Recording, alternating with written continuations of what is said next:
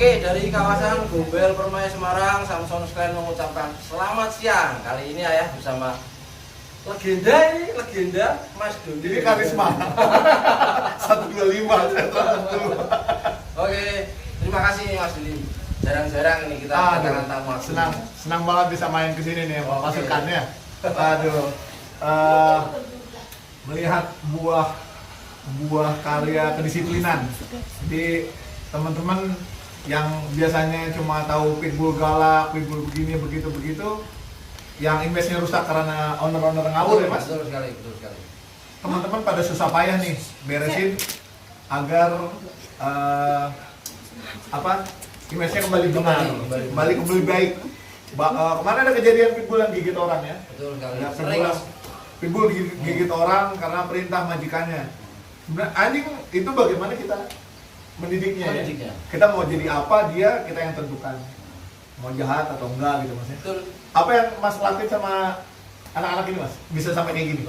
Gini, sebenarnya mungkin Mas Doni juga sudah paham ini apa yang saya ucapkan ya, yang saya terangkan nanti. Cuma kan banyak teman-teman yang belum paham. Iya. Jadi banyak pertanyaan kenapa sih kok Samson bisa seperti ini? Padahal Samson itu pitbull yang katanya garang lah, keras kepala, tidak bisa dilatih. Nah, sebenarnya yang saya lakukan ke mereka itu hanya mengajarkan atau membuat mereka paham mana yang boleh, mana yang tidak. Sudah itu saja. Jadi yang membuat mereka akhirnya jadi seperti ini ya pengembangan akhirnya. Cuma pada dasarnya saya membuat Samson dan teman-temannya ini paham mana sih yang boleh, mana yang tidak. Ketika dia melakukan sesuatu yang enggak apa-apa, kita kasih puji. Tapi ketika melakukan sesuatu yang mungkin kita tidak sukai, dikoreksi. Seperti itu aja. Kita perlu dicatat sama Rex ini dong. Rex di sini sayang. Rex. Jimbot, jangan distract bot. Bot, Rex mau ini. Jimbot, Sini. jangan distract. Rex ini. Rex. Bot. Iya. Sini. Sorry ada gangguan jin botol.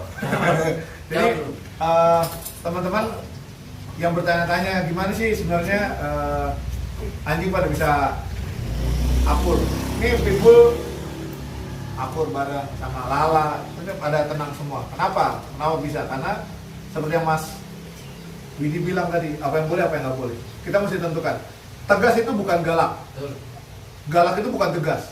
Karena kalau kita natar mereka pakai teror, pakai takut, itu nggak permanen. Hanya berlaku ketika mereka takut. Ketika nggak takut nanti tidak berlaku. Jadi kalau natarnya pakai respect ya Mas ya, pakai respect, mereka akan awet. Jadi apa yang kalian lihat di sini, inilah hasilnya. Tidak ada yang instan, ya Mas? Tidak ada yang instan. Butuh proses. Yang instan cuma mie, makanan kita. Kalau udah tanggal 15 ke atas. Mau begitu? Mau apa? Mau teman-teman ada yang mau nanya satu pertanyaan dulu. Ada pertanyaan apa Mbak? Itu yang udah masuk ada? Ya, untuk sekarang sih Ayah yang mau nanya belum ada sih. Itu tadi yang di-mention? Ada yang mention nggak di IG? Ada Tadi ada yang habis makan ya? Boleh nggak kita nggak kalau kita kasih makan setelah kita makan dan ada sisanya? Jadi yang diomongin makanan manusia ya? Iya, makanan sisa owner makan dikasih boleh nggak? Nah, jadi saya juga sembari sharing sama Mas Doni. Jadi saya sangat bersedia ketika bukan begitu Mas, dikoreksi. Saya senang sekali nih. Ngomong ada legenda kan? Karisma 125. Nah, jadi begini, ketika kita makan, nah seperti ini nih, kita makan nih, sisa dikasih boleh nggak? Kalau di Samson Square sendiri, saya tidak pernah melakukan itu. Kenapa? Karena bagaimanapun juga makanan manusia itu bumbunya tajam sekali dan kadang-kadang ini ayah ada kelihatan loh. Ini sini. Down dulu. Down. Good. Tuh, tunjukin langsung tuh. Kalau pakai respect langsung menurut. Daunnya belum bagus, daun yang bagus ya. Nggak pernah kasih makanan sisa kita karena yang pertama katanya nih, karena ayah sendiri juga bukan expert, hanya sekedar kata orang dan Apa yang ayah lakukan di sini, ayah share. Ya, tidak pernah. Yang pertama tajam, banyak garam, banyak bumbu, yang biasanya itu bukan merusak ya, membuat mereka nanti ketika mengalami susah makan, itu kita repot untuk mencari yang lebih tajam dari yang biasa dia makan. Nah padahal dog food itu saya pernah ngerasain nih, Mas Yudi pernah ngerasain deh. Kebanyakan tawar kan. Ambar. Nah kenapa mereka bisa makan? Karena mereka itu makannya enaknya, lezatnya itu dari hidung. Nah itu saja. Jadi tidak pernah kalau misalnya teman-teman mau, saya biasa sih kasih sisa makan gimana Mas? Monggo. Cuma kalau ayah sendiri tidak pernah. Ya jika pertanyaannya boleh atau tidak, nah saya kembalikan lagi pada sang legenda. Kira-kira boleh nggak? Nih kawan-kawan juga mesti paham kenapa sesuatu itu dilarang, yang tidak boleh. Kalau misalnya kalian makanan sisa, kalau saya jangan kasih makanan sisa lah. Ya Makanan baru ya? Makanan baru dong, makanan yang lebih enak gitu. Jadi kalau saya jawab, boleh nggak kasih makanan sisa? Kalau udah nggak ada makanan lagi mungkin boleh ya. Tapi kalau ada pilihan lain, ya jangan, makanan anjing biar makanan anjing. Yang perlu dicatat adalah ketika kita makan, anjing nggak boleh ikut makan. Ya. Lagi makan, terus anjing kayak gini. Lagi kemis. Nggak boleh kasih. Karena begitu kita kasih, dia akan punya kontrol sama kita kan. Oh, setiap gue minta gue dapat. Setiap minta gue dapat. Nah itu nanti berujung pada ketidakdisiplinan. Ini semua adalah buah disiplin. Jadi kalau kita merusak dengan hal-hal aduh kasihan, tapi saya gak tega ngeliat matanya. Ya itu ada di pilihan Anda. Anda mau gampang lulu atau tetap tegas. Mereka boleh dikasih makan setelah kita makan. Dan kalau kita makan, kita ambilin cartridge, bagiin satu boleh. Terus apa yang terjadi kalau disiplin? Mereka nggak akan ngambil makanan kita. Ya Mas, kita makan di sini. Oh, gue mau makan, ada anjing gue mesti naik. Naik kemana-mana gitu supaya menghindari anjing loncat. Jangan kita menghindar, tapi anjingnya harus patuh. Saatnya kita makan nggak boleh ada yang ganggu. Saatnya mereka makan ada waktunya. Dan sekali lagi perhatikan bahwa bumbu itu, apalagi yang asin-asin, berbahaya buat kulit, berbahaya buat bulu, nanti rontok. Nanti kawan-kawan nanya deh, kenapa bulunya rontok ya? Ya iyalah, habis makan sate padang dikasih, ya kan? Sate padang. Kalau kasih makan, kalau mau traktir dia sate padang lah, sate padang buat mertua enak. Kalau buat anjing-anjing raw food. Gitu ada lagi nggak? Berarti ya Mas ya.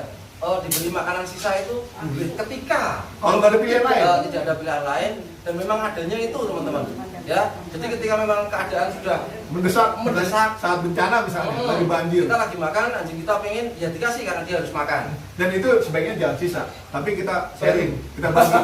Kalau kita nganggap anjing itu bagian dari keluarga, tentunya kita nggak kasih dia sisa. Betul sekali. Malah mereka yang makan duluan. Teman-teman ini semua punya orientasi bahwa ini gaji gue UMR nih, bayar kontrakan, bayar cicilan motor, ini bayar utang sama warung belum makan. Lalu anjing gue mesti makan nih, beli dog food. Jadi udah ada penyisihannya. Sebagai owner yang bertanggung jawab, tentunya kita punya komitmen bahwa ada bagian-bagian yang harus kita sisipkan, bukan setelah gue ada sisa baru beli makanan, nggak seperti itu. Kalau ngomongin tentang makanan sisa boleh dikasih atau enggak, artinya kalian memberikan makanan sisa kepada apa yang kalian sayang. Kalau sayang, nggak kasih sisa lah, ya kan? Kalau ngasih sisa buat mantan aja lah, buanglah mantan pada tempatnya. Ada lagi nggak pertanyaan? Apa tambahin lagi? Enggak, sudah cukup ya. Asisten, ini dong.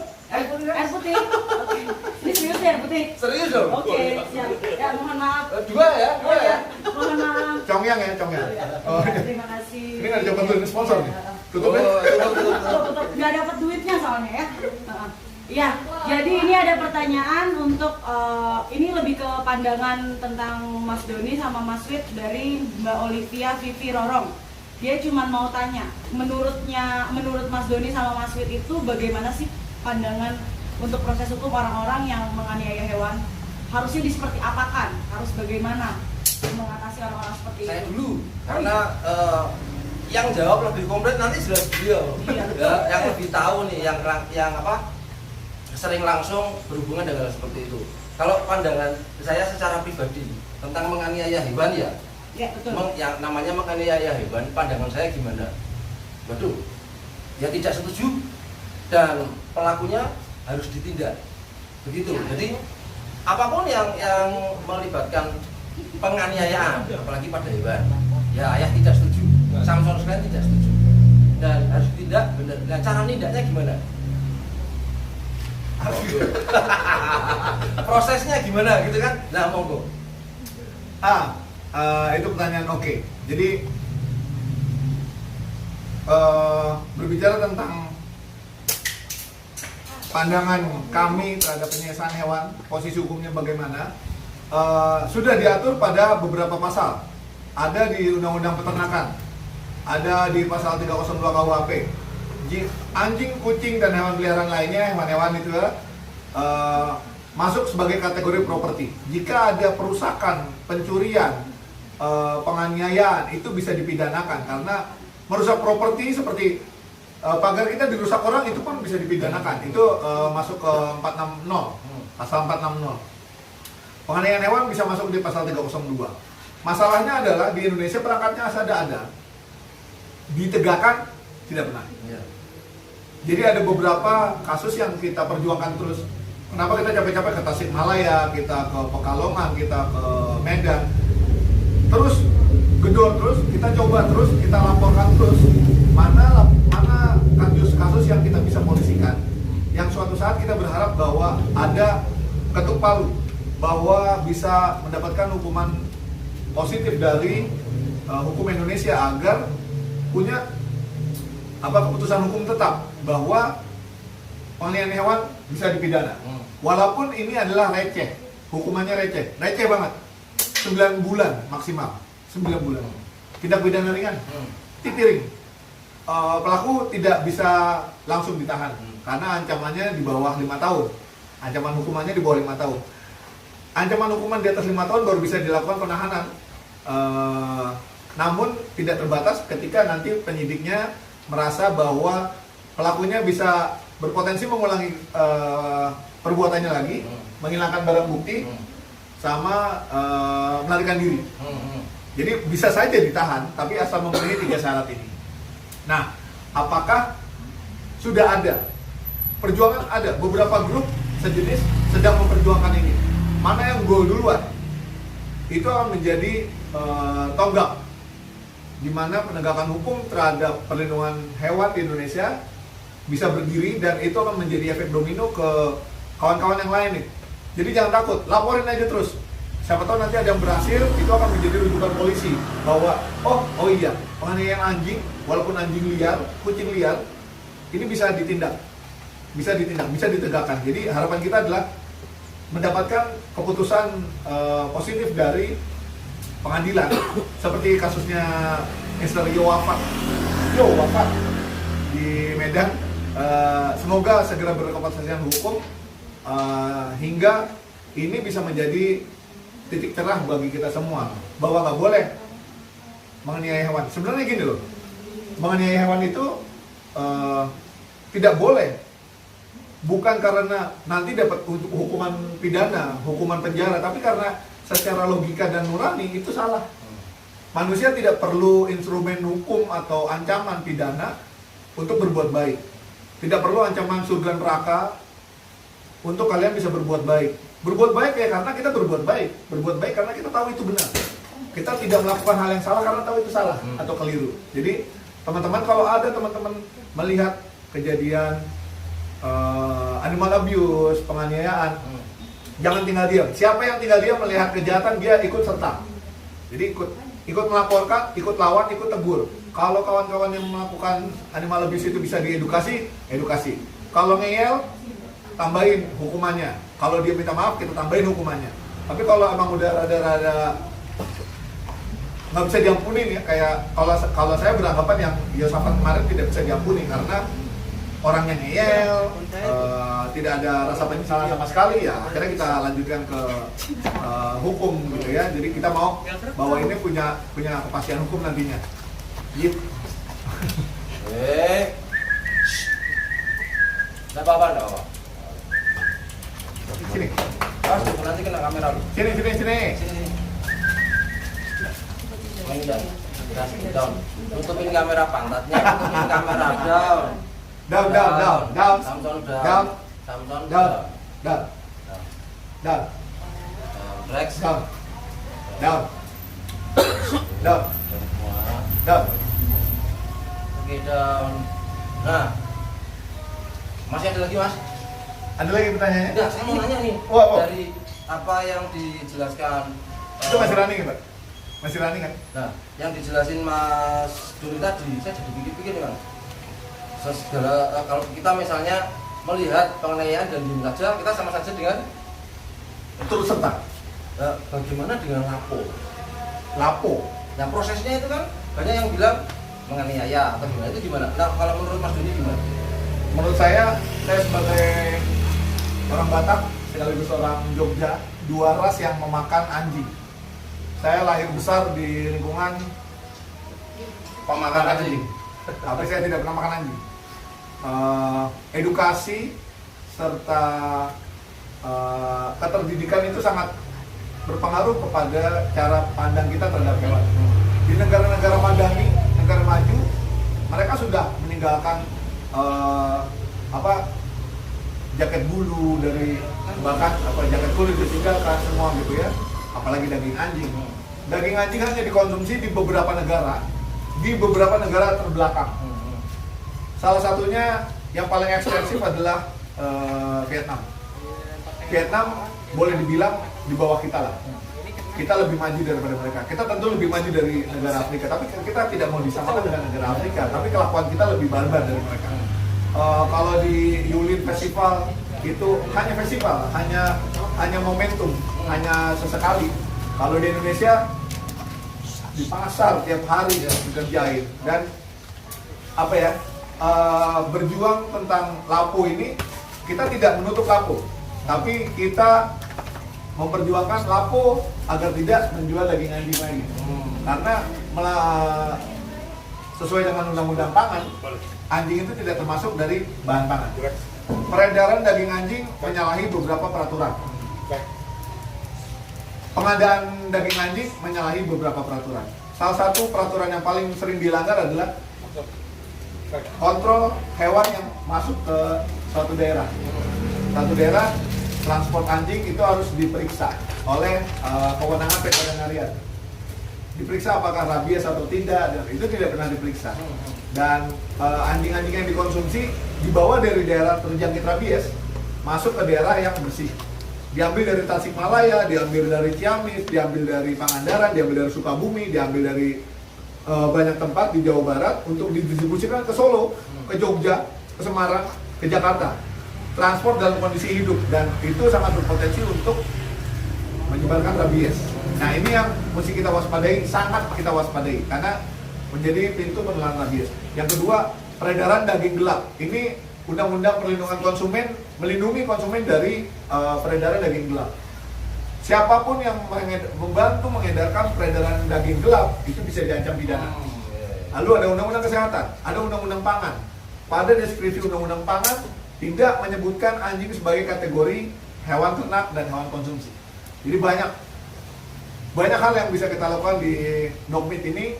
Perjuangan teman-teman dari grup lain, dari teman-teman individual, dari kita pasti akan berbuah.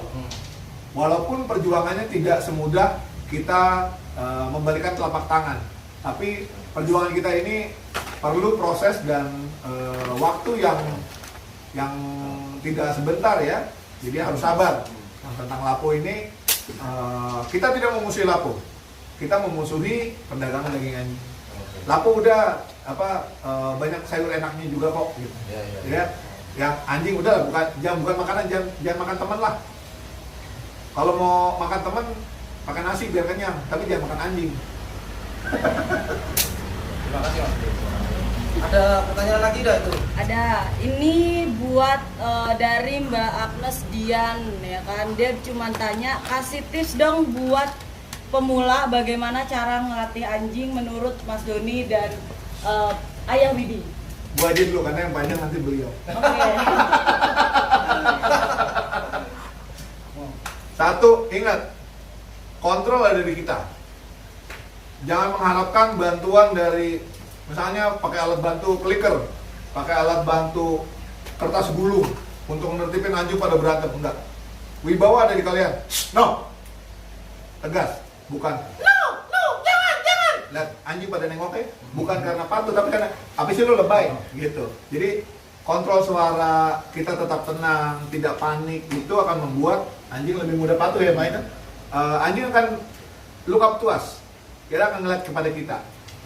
Kasih tahu apa yang boleh, apa yang nggak boleh. Mana batasannya, mana aturannya, mana apa yang boleh, apa yang nggak boleh gitu kita kasih tahu. Rules, boundaries, limitation. Kalau itu semua bisa diterapkan, gampang. Bahkan kalian bisa mengenalkan ke anjing lain tanpa konflik, tanpa insiden, bisa gabungin anjing kucing. Jadi konsep utamanya adalah beritahu anjing apa yang boleh, apa yang nggak boleh. Selanjutnya saya serahkan kepada Karisma 125. Ya, nah sudah dijawab semua. Sudah dijawab semua. Oh enggak, itu preambul Mas. Jadi tips untuk memelihara apa? Tadi untuk melatih anjing ya? Pemula, untuk pemula, iya. Nah, sebenarnya tadi yang mau saya sampaikan itu ya seperti yang disampaikan Mas Doni ya. Cuma ada sedikit tambahan yang mungkin teman-teman ini suka apa ya, nggak tegaan ya kan. Terus yang paling parah itu ketika menganggap bahwa mereka berpikir seperti manusia. Nah itu jadi nggak boleh. Nah, seperti ini misalnya kita lihat Lala ini ngejar makanan terus ya kan. Kebanyakan dari kita akan udahlah kasih ya. Kalau dikasih berantakan. Jadi ya seperti yang dibilang Mas Doni tadi, ada batasan mana yang boleh, mana yang tidak. Ya harus diterapkan juga. Nggak boleh yang namanya nggak tegaan. Tegas itu bukan berarti galak. Galak itu bukan tegas. Ini minggir dong gini. Ini Geser gini. Maaf teman-teman, ada gerhana matahari total barusan. Ya, ini sini. Ya gitu teman-teman. Ya jadi harus tegas. Kalau ayah sih sering bilang sama teman-teman yang paling penting adalah sikap hati dan ketegasan konsisten. Itu saja. Ya. Mudah-mudahan bisa dipahami. Ada lagi. Oh, tambahan. Oh, Buat teman-teman yang mau melatih apa yang boleh, apa yang nggak boleh sama anjing, buat pemula ajarin dari makanan. Betul. Ya, ajarin dari makanan. Teman-teman yang ngasih makan anjingnya pakai bowl ya, bukan bowl ya, bowl, BOWL. Itu makanannya jangan langsung ditaruh. Kita bikin nih makanannya di dapur. Terus anjingnya pada heboh. Loncat-loncat. Terus langsung kita kasih karena udah kasihan daripada heboh. Salah. Jadi jangan berikan makanan ketika mereka heboh. Berikan makanan ketika mereka tenang. Suruh sit dulu, sit. Tapi mereka belum bisa sit Mas. Bagaimana? Mereka akan belajar sit. Angkat makanannya tinggi sambil liatin, sit di atas kepalanya. Nanti ya mereka akan menengadah. Dengan menengadah mereka akan coba duduk. Nah, itu mereka akan coba mengerti sit. Ketika mereka tenang, baru turunin bowlnya tenang, anjingnya tenang, bowlnya udah pasti tenang ya. Bowlnya turun, anjingnya tenang, nggak boleh deketin dulu. Udah, dia paham, baru komandoin, eat, go, atau apapun, kalian tentukan aja. Sambil dikasih gestur ya, jangan lupa gestur. Jangan cuma komando, karena anjing nggak pernah les bahasa Inggris di LIA atau ada tes TOEFL, tapi mereka mengandalkan intonasi suara, energi kita sama gestur. Jadi eat, go. Tapi nggak pernah kita larang no, nggak ada. Kalau no. Jadi gestur kita berpengaruh. Tidak ada yang instan. Sekali lagi, belajar terus. Belajar, tanya-tanya, kunjungi master-masternya atau datangi acara-acara yang nanti ada sharing-sharingnya. Ilmu tidak gratis memang. Ada yang ngasih gratis, ada yang ngasih tidak gratis. Cocokkan sama yang kalian bisa aja. Nggak usah ribet-ribet. Selamat mencoba. Ada lagi? Ada. Nah, ini lebih ke Om Doninya. Kan kalau ayah biasa sudah menjelaskan pendapatnya tentang kupir untuk pitbull. Nah, bagaimana pandangan dari Om Doni tentang kupir yang dilakukan oleh owner-owner pitbull? Yang sudah melakukan, tobat. Yang mau melakukan, jangan. Lo mau nggak kuping lo kupir? Enggak kan? Udah, jawabannya gitu aja. Kupir itu nggak diperlukan anjing. Itu diperlukan sama manusia untuk tujuan-tujuannya dia. Kenapa anjing kupingnya dikupir? Supaya nggak digigit ketika nanti dog fight. Kenapa ekornya potong supaya nanti nggak gampang digigit ketika nanti dog fight. Tujuannya cuma intinya pada dog fight semua. Ada kebutuhan-kebutuhan kosmetik seperti halnya Doberman. Dikupir agar berdiri supaya lebih siaga. Sebentar, kalau Anda kupir dan merasa kupir itu menjadikan dia lebih baik, maka Anda menentang kuasa Tuhan. Tuhan sudah membuat sedemikian rupa dengan kelebihan masing-masing semua. Nggak pakai oh iya saya jadinya setengah jadi nih anjing-anjing. Nanti biar manusia kupir, disempurnakan. Berarti Tuhannya tidak sempurna. Berarti Tuhannya tidak sempurna. Jadi biarkan mereka seperti ini adanya. Apakah mereka jadi congek? Enggak. Yang congek itu kita. Jadi anjing-anjing tetap mendengar dengan baik. Anjing itu inderanya dimulai dari hidung, nose, ears, eye. Mereka mencium, mereka mendengar, matanya belakangan. Jadi kalau kuping dianggap kurang sempurna lalu dikupir supaya lebih tegak begitu ya di Doberman, saya rasa itu cuma pemuasan ego manusia. Anjing nggak butuh kosmetik. Kalau butuh kosmetik Tuhan buat kok beresin. Misalnya Tuhan merasa ular sanca perlu dikasih batik, bukan karena dia mau kondangan, tapi karena dia perlu kamuflase pada saat dia berburu mangsanya. Ketika mereka ada di hutan-hutan, mereka cocoknya seperti itu. Karena di hutan-hutan mereka nggak cocok kalau bikinnya warnanya hitam kuning, nanti sangka polis lain. Nanti sangkain ada penggerbekan rumah pelacuran. Di Semarang gimana? Oh nanti tak. Aduh, itu germonya nengok lagi. Ada lagi mas? Mbak? Oke, ini mau tanya tentang anjing tetangga. Anjing tetangga ditanyain ya? Oke. Anjing tetangga menyerang anak kucing di halaman rumah teman saya. Minta saran dong gimana cara penyelesaian yang baik menurut berdua ini, Om Don sama Ayah Widi. Oke. Kalau penyelesaiannya ya mungkin nanti lebih ke Mas Doni. Cuma saya sharing aja. Saya pernah mengalami hal itu. Dulu saya kalau pelihara anjing itu saya lepas bebas. Saya lepas bebas. Gak ada kandang, gak ada rantai, jadi saya lepas bebas. Dan dengan harapan bahwa wah anjing saya nggak gigit kok di rumah, gitu kan. Ternyata di luar, walaupun anjingnya ini cuma pengen main-main, ngejar anak kecil nih. Nah anak kecilnya ini dikira dikejar, jadi terus lari, jatuh, masuk selokan dan ya sudah ganti itu. Yang lebih parah lagi ketika ngejar ayam dan bunuh ayam. Nah yang ditulis tadi itu sama seperti saya, tetangganya jenengan itu ya saya itu, ya kan tetangganya dia kan sama seperti saya, yang anjingnya mencelakakan hewan lain atau orang lain di luar. Nah akhirnya awalnya saya tidak terima ketika Pak RT datang, dia bilang, Mas saya tidak melarang jenengan punya anjing, tapi paling tidak dikontrol, jangan boleh berkeliaran tanpa pengawasan, karena tidak semua orang bisa menerima keberadaan anjing. Saya secara kekeluargaan ini sekali lagi saya tidak melarang jenengan, tapi tolong dirantai atau dikandang. Kalau tidak, ya nanti saya tidak tahu apa yang akan terjadi di luar. Konsekuensinya ya itu. Jadi menurut Mas Doni gimana? Karena akhirnya saya merantai anjingnya. Iya. Kalau kita sayang, kita pasti perhatian sama hewan-hewan kita, sama peliharaan kita. Iya. Usahakan teman-teman yang pada punya anjing untuk tidak melepas liarkan, karena bukan sekedar nanti ada insiden seperti yang Mas tadi bilang. Kalau nanti diambil sama dog meat sindikat gimana? Sama sindikat pengepul daging anjing bagaimana? Kalau nanti diracun orang gimana? Kalau dipukul karena sekedar tidak suka sama anjing bagaimana? Jadi bawa anjing dalam kontrol kita. Kita sebagai anggota dari lingkungan, kita harus punya tanggung jawab. Kita punya tanggung jawab kepada lingkungan agar lingkungan merasa aman. Kita pakai list buat anjing-anjing ini lebih kepada supaya lingkungan merasa tenang ya Mas ya. Bukan karena kita mau kontrol anjingnya supaya dia terkontrol, supaya dia patuh gitu kan. Kita percaya anjing kita nggak percaya ke lingkungan. Ada orang nanti ngebut, ada anjing bukannya berhenti malah ditabrak, dikencengin, ya itu kita nggak percaya lingkungan. Kalau ada tetangga yang mungkin melepas liarkan anjing lalu menggigit anak kucing atau peliharaan kita tegur dulu dan usahakan agar semuanya baik penyelesaiannya, jangan menang sendiri, jangan kita meracun anjing orang yang kita nggak sukai. Itu jalan-jalan pintas seperti itu yang tidak baik. Kita punya logika, kita punya nalar yang bisa kita pakai untuk menyelesaikan masalah kita.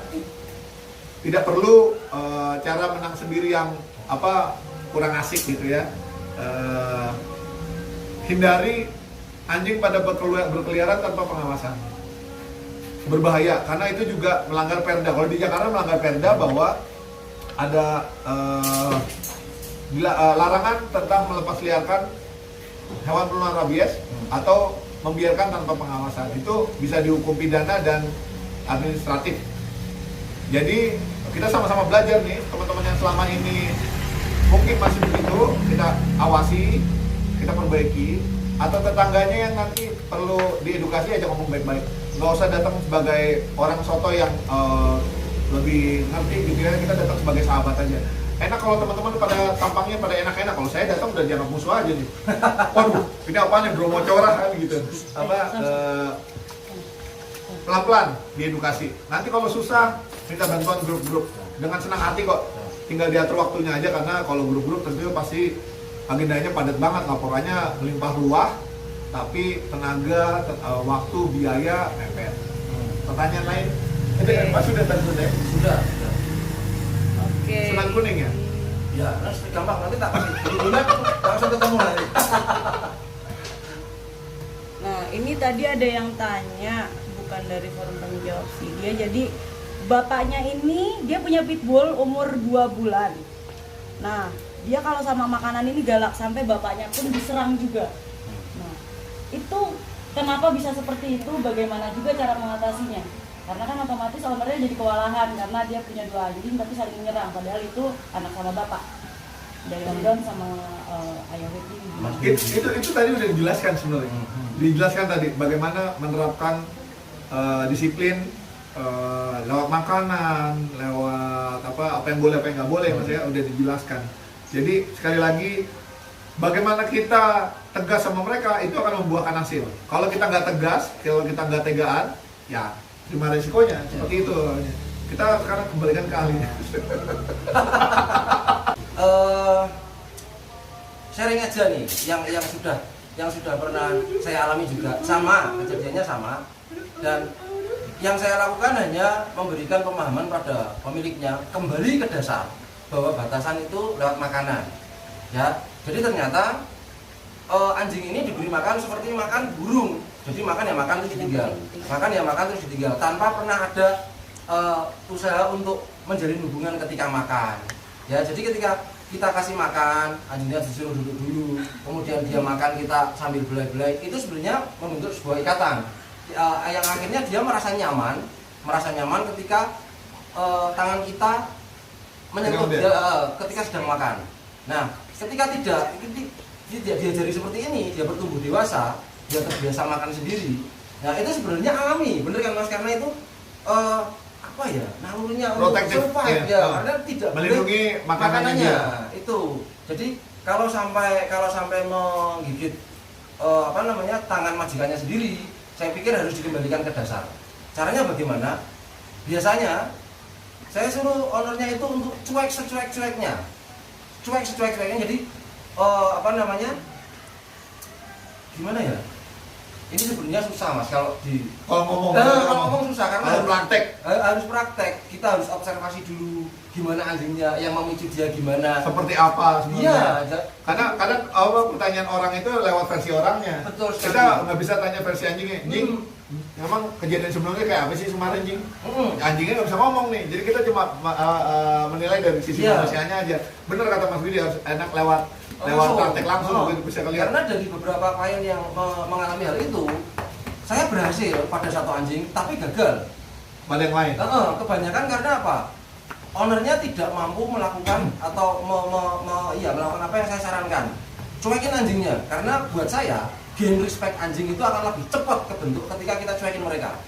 Ya, anjing-anjing nakal kebanyakan dari sering diginiin, ya nggak ada batasannya. Nggak ada batasannya. Nah itu, jadi terlalu bebas. Nah, Jadi untuk pertanyaan kali ini mohon maaf sekali, sama seperti yang Mas Doni tadi bilang, ketika kita tidak bisa kasih solusi itu rasanya gimana gitu Mas ya.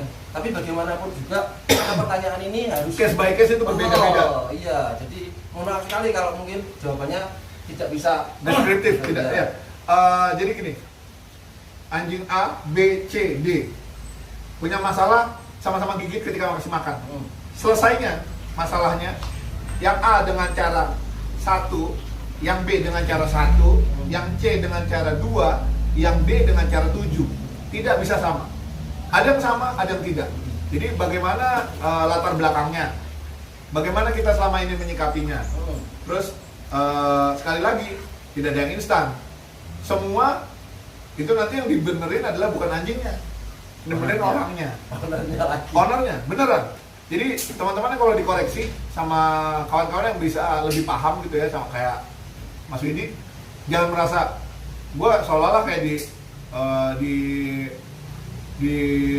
dijabarin jadi lebih bodoh. Tidak, kita saling memberikan info. Jangan gunakan psikologi manusia untuk mengerti psikologi anjing, karena kita lebih mampu punya nalar dan logika. Mari kita selami psikologi anjing untuk mengerti anjing. Jadi jangan maksakan anjing supaya ngerti apa yang psikologi manusia. Lu nggak tahu aja kalau lagi capek, entar dulu lah. Nggak ada begitu. Anjing dan manusia berbicara lewat energi. Kalau kitanya tenang, ya udah begini semua. Kalau lu bergijikan, norak, berisik, loncat-loncat, sono kan. Jadi saran buat teman-teman yang punya kasus seperti itu, bisa review dulu. Pertanyaan lewat sosial media, lewat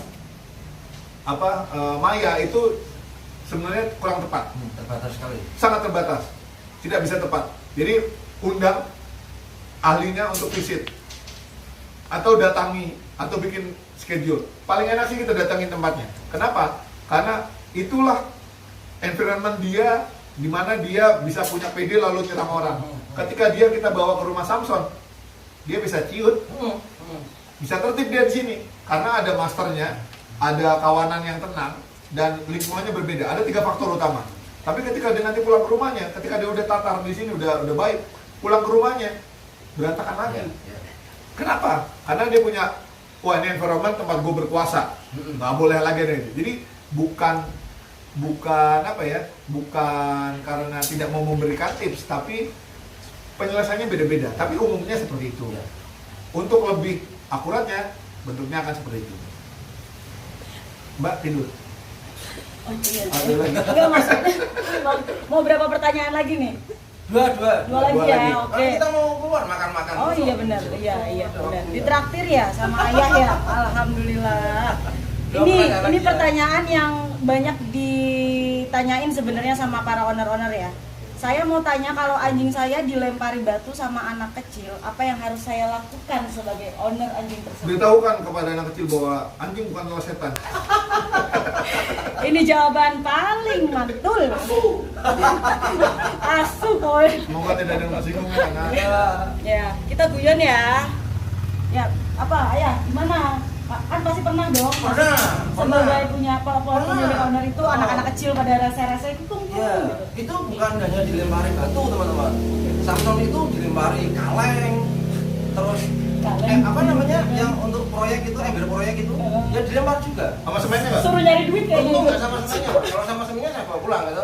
Bangun. Nah, jadi sering sekali dilempari begitu. Dulu ketika saya ajak jalan-jalan dia, bahkan dengan tali loh dilempari. Nah, apakah saya marah? Apa saya ambil terus saya lempar kembali? Enggak. Saya hafalkan anak ini rumahnya mana, gitu. Dan saya samperin satu persatu untuk kasih tahu orang tuanya supaya memberitahukan kepada anaknya bahwa anjingnya nggak salah apa-apa loh.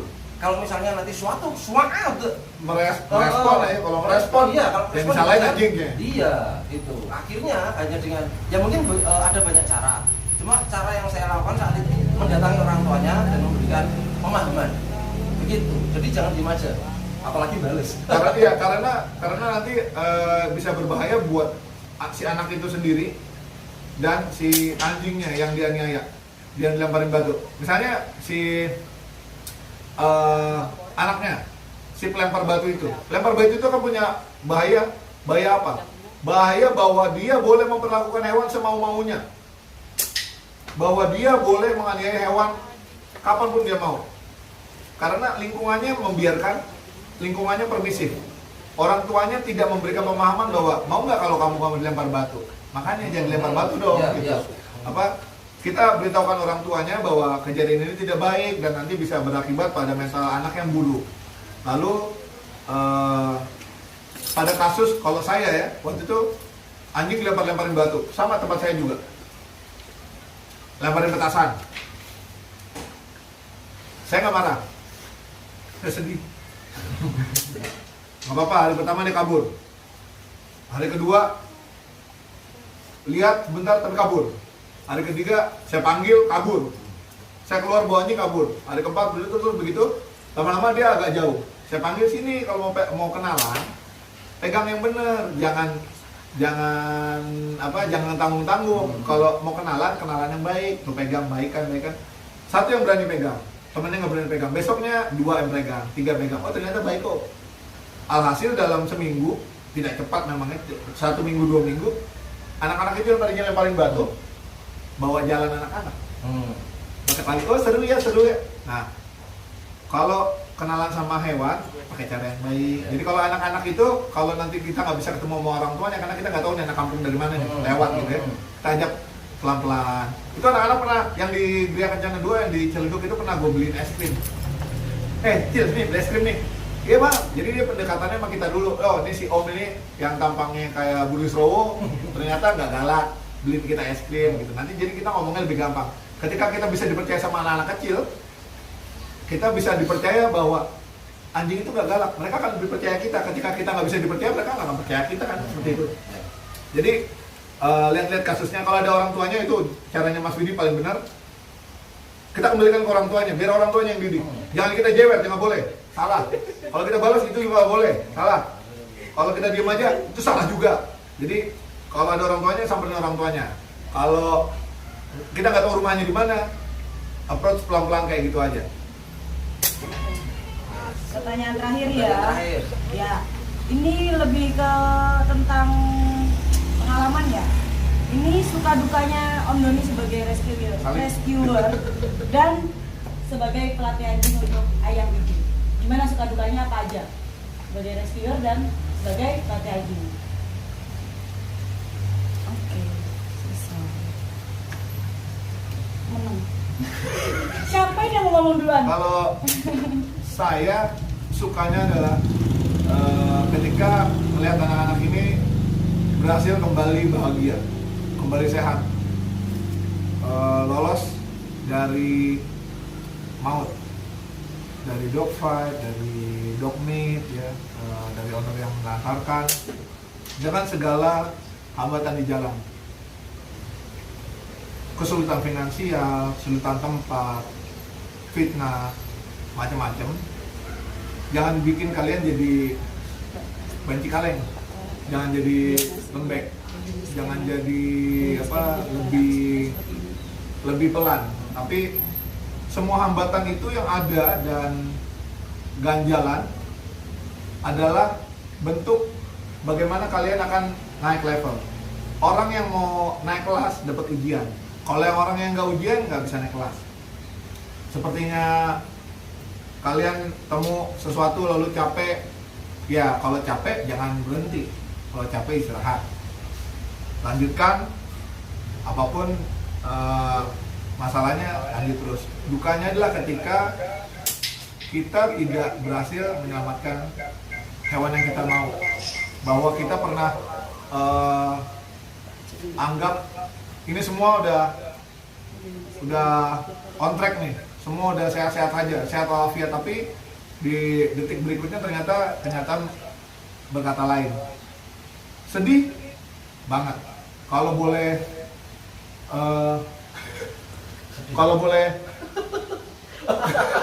aduh sedih. Ya, sedihnya berupa congil ya. Ini sangat mendidik. Ini sangat mendidik. Kelamaan di matahari kayak anak SD. Lumayan conge artis. Sebenarnya dukanya adalah ketika kita tidak berhasil menyelamatkan mereka, atau hambatan-hambatan lain yang nggak kita duga. Tapi overall ini bukan bukan kerjaan, tapi udah panggilan. Betul. Panggilan hati yang lo nombok pun, lo sampai ngutang-ngutang pun, lo sampai susah pun, lo nggak bakal ngeluh karena itu panggilan hati. Kayak lo punya passion, lo nggak akan ngeluh. Tapi kalau lo karena lo terpaksa keluar ceban aja, sialan gue buat kucing ngasih makan ceban, habis ya uang buat ceban. Di situ terasa beban. Jadi kalau karena kita legowo, karena kita lebih punya panggilan gitu ya, lebih santai. Ngomongin suka dukanya, banyak yang mana? Sukanya apa dukanya?